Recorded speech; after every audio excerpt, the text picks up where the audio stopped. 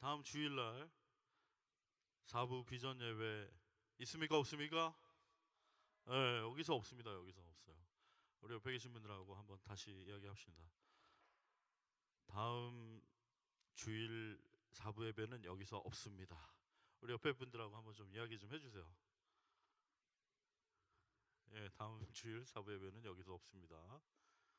예, 꼭 이제 광고로 할 때 잘 못 들으셔가지고 오늘 예배 없어요? 이러고 이제 꼭 그러는 분이 다음 주일날 여기 이제 있을 것 같아요. 그 출애굽할 때도 광고를 잘 못 들어서 그 출애굽한다는 광고를 못 들어서 아직 출애굽 못 하고 계신 분들이 계시다고 그러던데. 예, 죄송합니다. 아무튼 여러분 광고 잘 기억하시고요. 괜히 다음 주일날 여기 와서 저기 새순홀에서 예배 없어요 그러지 마시고 다 같이 수련회 가셔서 우리 수양관에서 함께 예배 드릴 수 있기를 바랍니다. 네, 뜨거운 반응 감사합니다. 그리고 이 옷을 여러분 다 같이 한번 입으면 좋을 것 같아요. 예. 이 백투더 바이블 여기 로고도 예쁘게 이제 돼 있고 여기 이제 써 있는 말이 있는데 라틴어로 좀 잘난 척하라고 써왔습니다. 에클레시아 레포르마타 셈페르 레포르마타 이렇게 돼 있는데 이게 무슨 말이냐면 개혁된 교회는 항상 개혁되어야 한다 그런 뜻이에요. 올해가 이제 종교개혁 500주년입니다. 우리 이제 종교개혁 후예들 맞죠? 맞죠? 예. 혹시 뭐 카톨릭이신 분 계십니까? 없으시죠? 우리는 종교개혁의 후예들이죠. 프로테스탄트. 그래서 그렇게 개혁된 교회는 계속해서 개혁되어야 한다라는 그 종교개혁의 핵심 이야기가 여기에 써 있습니다. 그래서 하여튼 여러분 부담스럽지 않게 뭐 성경 말씀이나 이렇게 이상한 무늬 같은 거 이런 거 넣지 않고 딱 스타일리시하게 이렇게 제작이 됐으니까 나가시면서 35불입니다. 하나씩 구입하셔서 기모가 들어있어요. 굉장히 따뜻합니다. 추운 겨울 따뜻하게 보내시길 바랍니다. 잠깐 기도하고 하나님 말씀 나누도록 하겠습니다. 같이 기도하겠습니다. 좋으신 하나님 감사합니다. 이 시간 주의 말씀을 듣기 원하여 하나님의 귀한 청년들 이 자리에 모였습니다. 성령께서 이 자리에 함께하여 주셔서 아버지의 말씀이 우리의 중심 가운데 들려지며 그 말씀이 우리의 기준이 되어 살아가는 복된 은혜의 시간 되게 하여 주시옵소서. 성령께서 우리의 어두운 마음 가운데 조명하여 주시고 깨닫게 해주셔서 과연 하나님께서 살아계시고 우리 가운데 인도하시는 놀라운 하나님이심을 아버지 우리가 분명하게 알게 되는 시간 되게 하여 주시옵소서. 그렇게 하실 주님을 기대하며 감사드리고 거룩하신 예수 그리스도의 이름으로 기도드립니다. 아멘. 예, 오늘은 출애굽기 17장 1절부터 17절까지 말씀 중심으로 계신가 안 계신가 라는 말씀을 나누도록 하겠습니다. 여러분 사람이 살아가는 데 있어서 꼭 없어서는 안 될 반드시 있어야 할 세 가지가 있다면 그것은 바로 의식주, 입는 것, 먹는 것, 또 사는 곳. 그 세 가지는 꼭 있어야만 사람이 사람다운 삶을 살아갈 수 있다라고 이제 이야기를 합니다. 그런데 이제 이스라엘 백성들은 이집트에서 애굽에서 사는 동안 그들은 이제 노예 생활을 했었죠.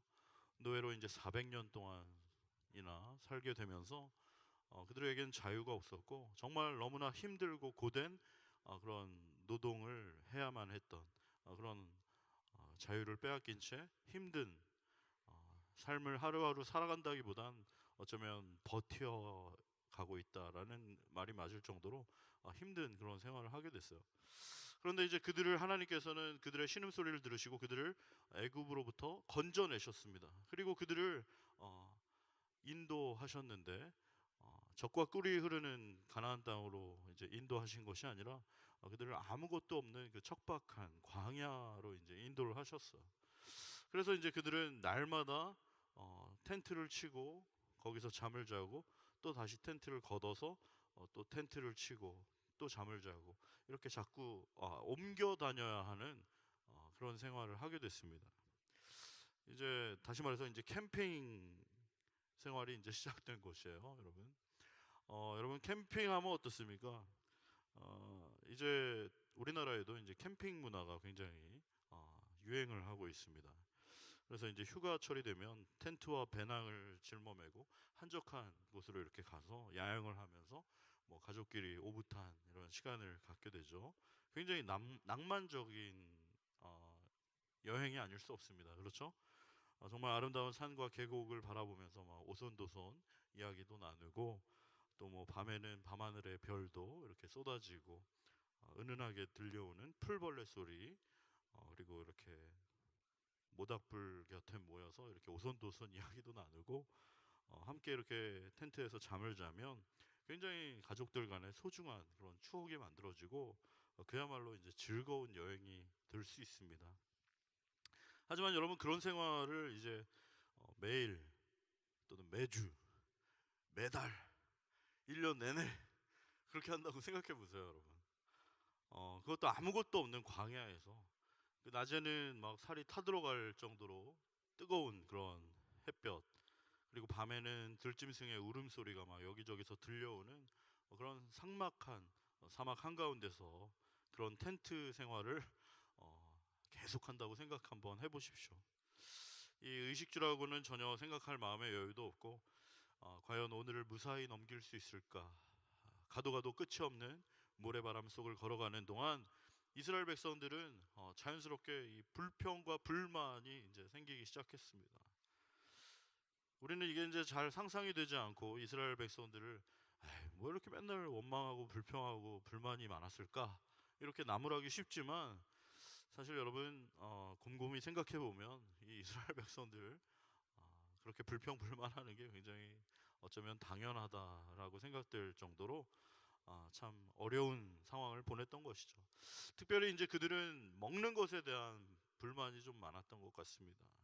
이 출애굽기 16장 15절 말씀에 보면 하나님께서 그들에게 먹을 것을 내려 주셨는데 그 먹을 것을 내려 주신 음식의 이름이 무엇인가요? 네, 만나죠. 저녁에는 메추라기가 와서 진에 덮이고 아침에는 이슬이 이스라엘 텐트 주변에 널려 있었다.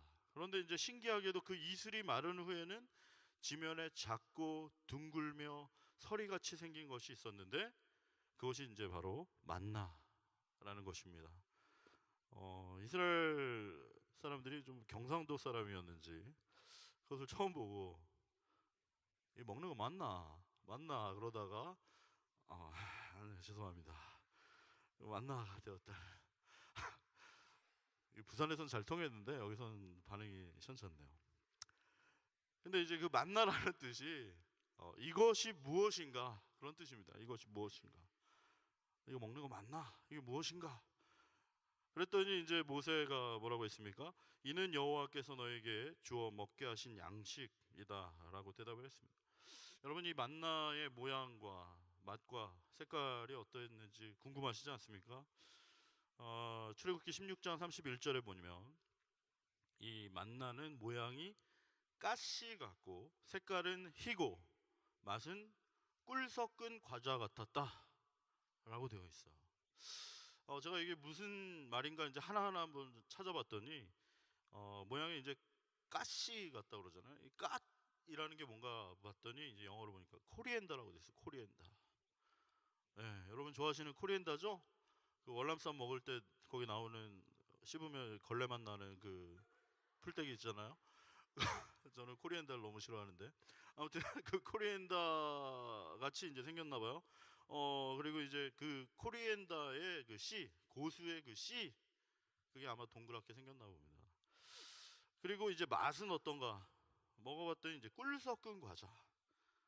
그래서 이제 제가 이 조합을 한번 곰곰이 깊이 묵상을 해봤습니다. 그랬더니 떠오르는 모습이 이제 어쩌면 홈런볼 같이 생겼는데 딱 먹어보면은 꿀꽈배기. 예? 모양은 홈런볼인데 이제 먹으면 꿀꽈배기 같은 맛이 나는 그런 것이 아니었을까. 이제 혼자 그렇게 묵상을 하면서 생각을 해봤습니다. 여러분 나중에 천국 가서 한번 먹어보면 알겠죠. 그런데 여러분 이 만나를 그 사람들이 언제까지 먹었다라고 되어 있냐면 출애굽기 16장 35절에 보니까 이스라엘 백성들이 광야 생활을 하는 동안 내내 계속 쭉 먹었다고 되어 있습니다. 하나님께서 이스라엘 백성들을 애굽으로부터 구원해내시고 그들을 광야로 인도하셔서 사람이 사는 땅에 이르게 하시기까지 무려 40년 동안 홈런볼처럼 생기고 먹으면 꿀까비 같은 것을 계속 먹은 거예요. 여러분 말이 40년이지 40년 동안 계속 똑같은 걸 먹는다고 한번 생각해 보십시오. 여러분 저는 계란말이를 참 좋아합니다. 제 아내가 오늘 아침에도 계란말이를 해줬어요. 너무 맛있게 먹었는데 여러분 제가 아무리 계란말이를 좋아한다고 그래도 제 아내가 앞으로 매일 40년 동안 하루 세 끼 계속 계란말이를 해주겠다고 하면 저는 앞으로 제 아내와 계속 살아야 할지 말아야 할지 심각한 고민을 해봐야 될 거예요. 그렇죠? 여러분 이스라엘 백성들은 처음에 이 만나를 먹어보고 만나가 마치 꿀 섞은 과자 같다고 그랬어요. 이 표현은 아마 그들이 이 맛에 대해서 표현할 수 있는 아마 최고의 표현이었을 것입니다. 여러분 애굽에서 노예로 맨날 죽도록 험한 노동하면서 하루하루 힘들게 연명했던 이 사람들이 애굽에 있을 때 뭘 그렇게 맛있는 걸 먹었겠어요. 노예들이 그냥 겨우 입에 풀칠만 하면서 살았을 것입니다. 그렇게 힘들고 어렵게 살았던 이 이스라엘 백성들이 이 아무것도 없는 척박한 광야에서 이 꿀 섞은 과자 같은 이 만나를 먹었을 때 이 너무나 달달한 음식을 탁 입에 넣었더니 어떤 반응이 나온 겁니까? yummy yummy, delicious, amazing. 너무 맛있는 거야. 그래서 그들이 할 수 있는 최고의 표현, 이것은 꿀 섞은 과자 같다. 그들의 표현할 수 있는 최고의 표현을 했던 것이죠. 와우 하고 깜짝 놀란 것이죠. 여러분 혹시 아시는지 모르겠지만 한국에서 이렇게 군부대 선교를 이렇게 가보면 이 멀쩡한 우리 청년들이 왜 그렇게 군대 가면 그 초코파이에 열광하고 그 초코파이 하나에 막 집착하고 초코파이 2개 준다 그러면 종교도 바꾸고 왜 그러는지 아십니까 여러분? 그 맛대기도 없는 막 짬밥 그리고 막 그 된장국 먹다가 그 주일날 교회에서 주는 달달한 초코파이를 한 입 다 베어 무는 순간 온몸에 막 엔돌핀과 막 도파민이 막 분출되기 시작하면서 그 고된 군 생활을 막 잊게 되는 거죠. 입대하기 전에 그렇게 교회 안 다니던 애들도 그 놀라운 초코파이 먹으면서 막 그냥 힘껏 박수를 치면서 막 어두운 밤에 캄캄한 밤에 실로암 부르면서 막 아멘 하고 막 할렐루야 하고 예수님을 영접하는 그 놀라운 능력이 이제 그 초코파이에 있는 거 아니겠습니까? 그런데 여러분 처음에 만나 먹으면서 이 꿀 섞은 과자 같다라고 최고의 찬사를 했던 이 이스라엘 백성들이 민수기 11장 8절에 보면 뭐라 그러는지 아십니까? 이제 만나를 기름 섞은 과자 같다라고 이야기를 했어요. 벌써 이게 확 떨어졌잖아요. 처음에 꿀 섞은 과자 같다고 그랬던 만나를 민수기에 보면 이제 기름 섞은 과자 같다라고 이제 표현을 하는 걸 볼 수 있습니다. 그러다가 민수기 21장 5절에 보면 여러분 이스라엘 백성들이 만나를 뭐라고 하는지 아십니까? 우리 마음이 이 하찮은 음식을 싫어한다 라고 이야기를 하고 있어요. 꿀 섞은 과자 같다고 그랬다가 기름 섞은 과자 같다고 그랬다가 나중에는 이 하찮은 음식이라고 얘기를 하는 거예요.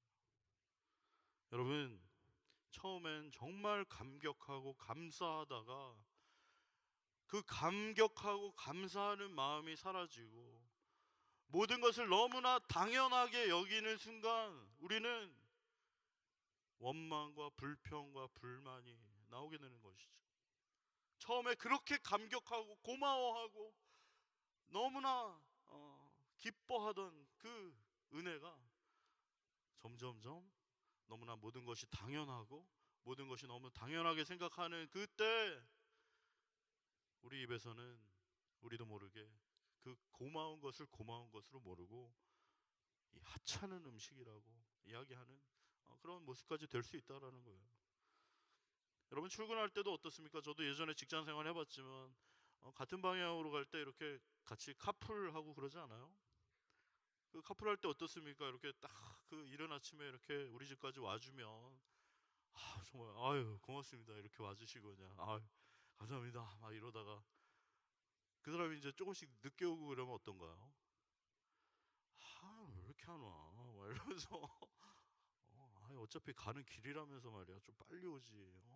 이 원망하고 불평하고 그 고마운 걸 고마운 것으로 모르고 굉장히 당연하게 여길 때 감사는 사라지고 감격이 없고 더 이상 그것이 대수롭지 않은 것처럼 여기게 되는 것이죠.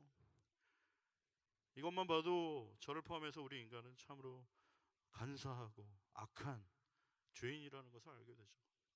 선한 것이 없는 것이죠. 조금만 그것이 나에게 주어지는 것이 당연하게 생각하고 그것이 아무렇지도 않은 것처럼 생각하게 쉽게 그렇게 생각하게 되는 그런 사람들이다라는 것이죠. 근데 오늘 본문 보니까 이번에는 이제 마실 물이 없어서 난리가 났습니다. 여러분 이 내용은 민수기 20장에도 나오는 것인데요. 이 본문의 배경이 되는 곳은 르비딤이라는 광야 한가운데 장소고 나중에 모세가 여기를 어, 마사 또는 무리바라고 이름 지었던 곳입니다. 저는 아직 가보지 못했습니다만 이 팔레스타인 광야는 낮에 온도가 40도가 넘게 올라간다고 그래요. 그리고 매우 건조한 지역이라서 조금만 걸어도 입술이 바짝바짝 마르고 목에 타는 듯한 갈증을 느끼게 된다고 합니다. 사람의 몸은 70%가 물로 되어 있는데 우리 몸에서 수분이 2%만 빠져나가도 현기증이 오고 5% 빠지면 탈수 증세가 오고 정신이 혼미해지고 기절한다고 그래요. 그러니까 밥은 한 70일 정도 안 먹어도 살 수 있지만 이 물은 일주일만 먹지 않아도 바로 죽게 되는 거예요. 그만큼 물은 우리가 생존하는 데 있어서는 없어서는 안 될 필수적인 것이죠. 그러니까 이스라엘 사람들이 배가 고플 때는 뭐 그냥 궁시렁궁시렁 하면서 뭐 메뉴가 마음에 안 들고 뭐 하찮은 것 이렇게 얘기를 할 수 있습니다. 그런데 이제 물이 없으니까 그야말로 굉장히 심각한 크리티컬한 상황이 된 거예요. 뭐 모세를 원망해서 다투게 되고 심지어 어떤 이들은 막 모세에게 돌을 던지려고 돌을 들어서 막 이렇게 치려고 하는 그런 상황까지 된 것이죠. 여러분 아시는 대로 이스라엘 백성들은 애굽의 바로의 압제로부터 벗어나서 홍해를 건넜는데 여러분 그 홍해를 어떻게 건넜습니까? 앞에는 홍해바다고 뒤에는 그 애굽 병사들이 추격해 올 때 앞으로도 갈 수 없고 뒤로도 물러설 수 없는 그런 진퇴양난의 위기에 처해 있었을 때 이스라엘 백성에게 살아계신 하나님께서 그 홍해바다를 갈라주시고 좌우로는 바다가 이렇게 벽이 되어 서도록 하셨죠. 그리고 그 마른 땅을 건너가게 하셨습니다. 홍해를 건넌 후에 이 마라라고 하는 곳에서 마실 수 없는 쓴물을 단물로 변하게 해주셨고 그들의 목마름을 해결해 주셨고 이 신광야부터는 매일 아침 저녁으로 만나와 메추라기를 풍족하게 먹이셨고 하나님께서 그들을 인도하시기 원했던 목적지인 그 젖과 꿀이 흐르는 가나안 땅에 도착할 때까지 그들은 자기 마음대로 자기들이 방향을 정해서 갔던 것이 아니라 여호와의 명령대로 길을 떠났고 여호와의 명령대로 오늘 여기 르비딤에 도착한 것입니다. 그런데 이제 르비딤에서 문제가 생긴 거죠. 아까 말씀드린 것처럼 이 물이 없던 것입니다. 물이 없는 광야에서 백성들이 모세에게 마실 물을 좀 달라고 요구하는 것은 굉장히 자연스럽고 필수적인 이야기이죠. 목이 마르니까 우리에게 마실 물 좀 주십시오. 이렇게 얘기할 수 있잖아요. 이스라엘 백성들이 애굽에서 노예에 있을 때 여러분 적어도 마실 물은 걱정하지 않았습니다. 왜냐하면 그 이스라엘 백성들이 애굽에 있을 때, 그 이집트에 있을 때는 거기에는 나일강이 있었기 때문이죠. 그 차고 넘치는 나일강 물을 마음대로 퍼다가 마실 수 있었습니다. 그런데 그렇게 물 좋은 애굽을 떠나서 이 메마르고 척박한 광야에 텐트를 치게 된 이스라엘 백성들은 이 애굽과 비교할 때 전혀 다른 이 현실 속에서 굉장히 힘들어했던 것이죠. 그 넘쳐나던 나일강은 그들 눈앞에 이제 없었습니다. 아무리 사방을 둘러봐도 모래와 먼지뿐이었고 거칠고 메마른 광야뿐이었던 것이죠. 그래서 처음에는 아마 모세한테 점잖게 얘기를 했을지도 모릅니다. 저기 모세 선생님, 우리에게 좀 마실 물 좀 주십시오. 그러다가 물 좀 줘. 그랬겠죠. 그러다가 야, 물 내놔. 그랬겠죠. 그러다가 나중에는 모세에게 돌을 집어 던지려고 돌까지 집어들었던 것이죠. 그런데 여러분, 문제는 이 모두에게 시급한 마실 물을 도대체 어디서 찾을 수 있는지 모세조차도 알지 못한다는 것이. 무슨 모세가 수련에 답사가는 것처럼 먼저 가가지고 텐트는 여기다 치고 물은 저기서 떠오면 되겠구나 뭐 이렇게 알아봤던 것도 아니고요. 모세는 그저 낮에는 구름 기둥과 밤에는 불 기둥으로 하나님이 인도하시는 대로 가라면 가고 서라면 서고 했을 뿐이고, 앞서가던 구름 기둥이 그냥 멈춰 섰으니까 아, 오늘은 여기서 텐트를 쳐야 되는구나 하고 지금 텐트를 친 것뿐인데, 어떻게 지금 물을 줄 수 있을지 모세 자체도 굉장히 난감했던 것이에요. 이 식수 대책을 세워달라는 이스라엘 백성들의 당연한 요구 앞에 출애굽기 17장 2절 말씀해 보니까 너희가 어찌하여 여호와를 시험하느냐라고 이야기를 합니다. 여러분, 좀 동문서답처럼 보이지 않습니까? 물이 있으면 뭐 여기 물이 있다든지, 물을 파고 있으면 좀 파고 있으니까 기다려달라든지, 뭐 이런 이야기를 해야 되는데, 그냥 갑자기 물을 달라고 하는 사람들에게 너희가 어찌하여 여호와를 시험하느냐라고 모세가 대답한 것이에요. 사실 모세는 이스라엘 백성들에게 그렇게 말한 분명한 이유가 있습니다. 왜냐하면 모세는 그들의 불평과 불만 또 원망의 말이 겉으로는 모세를 향해서 하고 있는 말처럼 보이지만 사실은 모세를 향해서 하고 있는 말이 아니라 하나님에 대한 불평과 불만과 원망이라는 것을 알았기 때문이에요. 그래서 너희가 어찌하여 여호와를 시험하느냐라고 이야기한 것이죠. 그들은 현실적으로 단지 모세의 능력과 지도자의 자질을 떠보는 것 같지만 사실은 모세의 하나님을 지금 원망하고 있는 것이었죠. 그들이 겉으로는 자신들을 마실 물도 없는 곳으로 데려온 모세를 원망하는 것 같지만 사실은 하나님을 원망한 것입니다. 왜 내가 애굽에서 그냥 노예로 사는 걸 그대로 놔두시지, 나를 이렇게 데리고 와서 이 광야에 데리고 와서 나를 이렇게 고생시키냐면서 그냥 나를 내버려 두시지 왜 나를 이렇게 데리고 와서 고생시킵니까? 라고 하나님의 그 구원과 하나님의 계획에 대한 불만과 불평과 원망을 하게 됐던 것이죠. 정말 하나님이 계신 거야, 안 계신 거야? 하나님이 정말 계시다면 어떻게 이럴 수가 있어? 라고 말하면서 원망을 늘어놓고 하나님을 욕되게 한 것이죠. 그럴 때 모세는 하나님께 부르짖었습니다. 하나님, 제가 이 백성에게 어떻게 할까요? 그랬더니 하나님께서 오늘 본문 말씀 17장 5절 말씀에 모세에게 말씀하셨습니다. 백성 앞을 지나서 이스라엘 장로들을 데리고 나일강을 치던 내 지팡이를 손에 잡고 가라. 내가 호렙산에 있는 그 반석 위 거기서 내 앞에 서리니 너는 그 반석을 치라. 그곳에서 물이 나오리니 백성이 마시리라. 할렐루야. 여러분, 하나님께서는 모세에게 백성들 앞을 지나서 이스라엘 장로들을 데리고 호렙산에 있는 반석으로 가라고 하셨습니다. 그런데 무엇을 가지고 가라고 하셨습니까? 나일강을 치던 내 지팡이를 내 손에 잡고 가라고 말씀하셨습니다.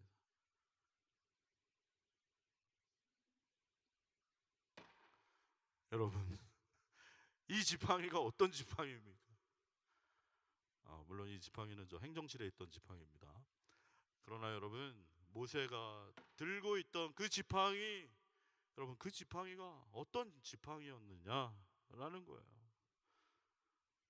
바로 하나님께서 말씀하셔서 그 나일강을 치라고 하셨을 때 모세가 하나님의 말씀에 순종하여 그 가지고 있던 지팡이로 나일강을 쳤을 때 나일강이 어떻게 됐나요?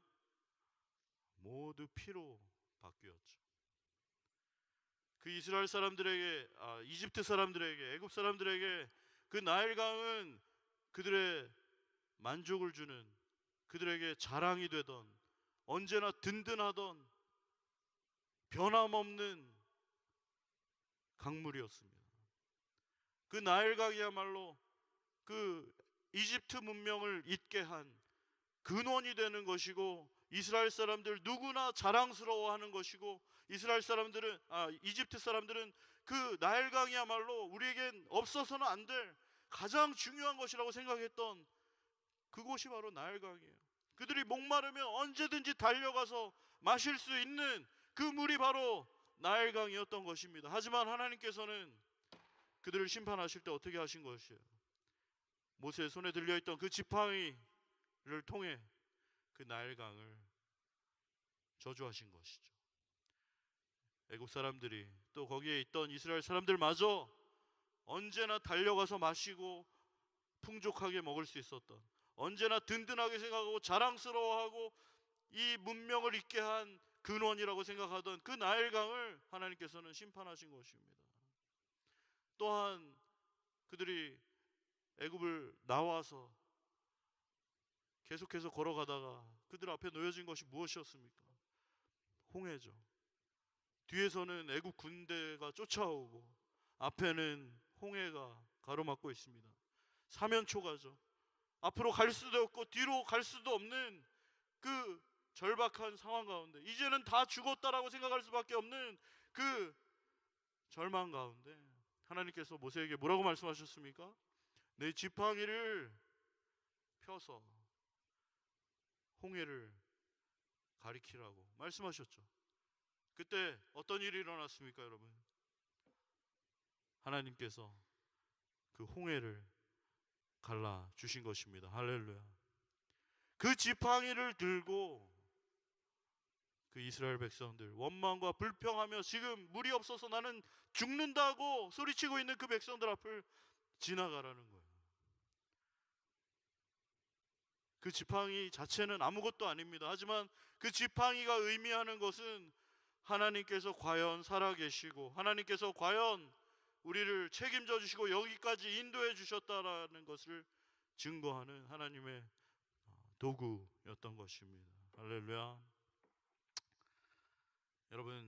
여러분에게도 그런 지팡이가 다 있지 않으십니까?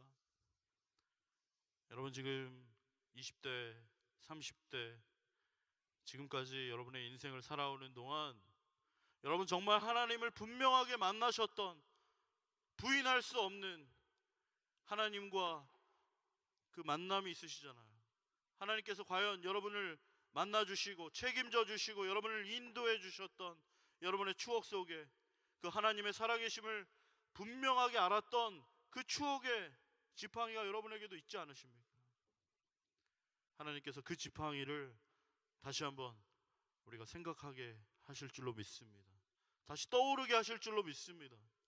내가 하나님 처음 만났을 때 그때 그 구원의 기쁨과 감격과 내가 눈물 콧물 흘리며 다시 한번 정말 하나님을 찬양하고 감격하고 그렇게 감사했던 그때 그 모습으로 우리 주님께서는 다시 돌아가기를 원하시는 것이죠. 그런 자리가 바로 우리 수련회 되기를 소원합니다. 그런 자리가 바로 수련회 그 자리가 될 것이에요. 하나님의 살아계심을 나타내는 그 지팡이를 들고 백성들 앞을 지나가라고 하신 하나님께서 반드시 그 나일강을 심판하시고 또 앞에 있는 그 홍해를 가르셨던 그 지팡이로 하나님께서 반드시 오늘도 살아계셔서 우리의 삶 가운데 역사해 주실 줄로 믿습니다. 여러분의 이해를 좀 돕기 위해서 재미있는 이야기를 하나 발견했는데요. 여러분, 어느 날 어느 왕에게 아주 값비싼 말 한 마리가 있었다고 합니다. 그런데 이 말이 자꾸 이렇게 고개를 이렇게 위아래로 이렇게 흔드는 거예요. 값비싼 말인데 자꾸 이렇게 고개를 위아래로 이렇게 흔드니까 이 왕이 누구든지 이 말이 고개를 위아래로 흔들지 않게 하면 큰 상을 주겠다고 했습니다. 어느 날 어떤 사람이 딱 왔어요. 그러더니 폐하, 제가 한번 해보겠습니다. 그랬더니 이제 그렇게 좀 해달라고 그랬더니 그 사람이 그 말을 잠시 이제 방으로 데려갔다 그래요.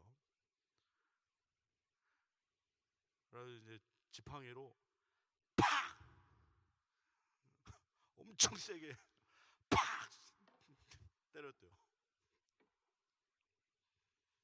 그리고 말에 귀에다 대고 한마디를 했다고 합니다. 한 대 더 맞을래? 그랬더니 말이 끝까지 막 이렇게 하는 말이요. 막 좌우로 이렇게 흔들더래요. 어, 그래서 큰 상을 받았다고 합니다.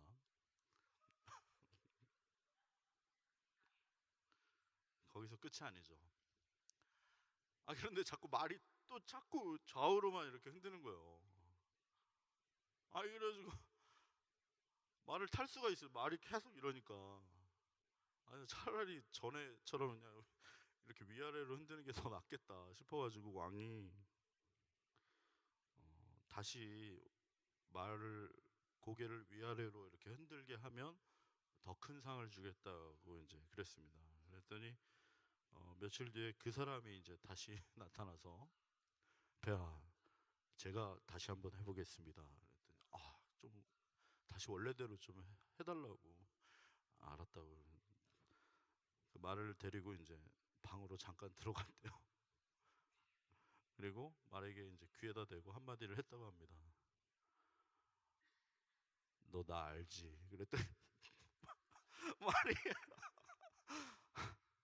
너 나 알지? 그랬더니 안다고 위아래로. 네. 여러분, 자, 쓸데없는 소리 하려고 그러는 것이 아니고, 여러분,